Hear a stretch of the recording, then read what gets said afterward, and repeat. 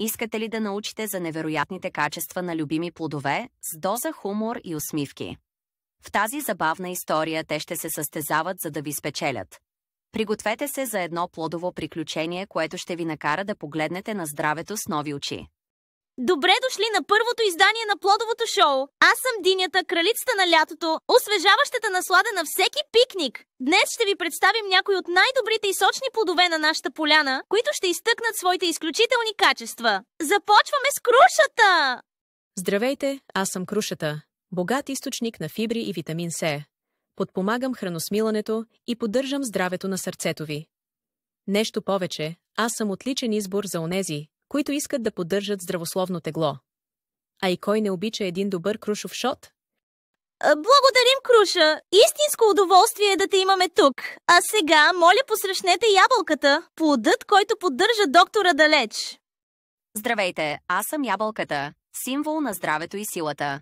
С моето изобилие от антиоксиданти и флавоноиди поддържам вашето сърце здраво и намалявам риска от хронични заболявания.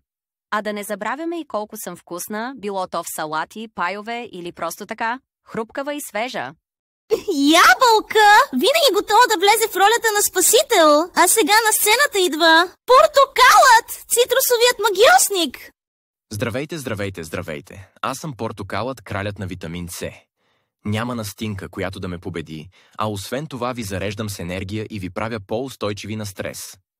А може ли някой да устои на един освежаващ портокалов сок сутрин?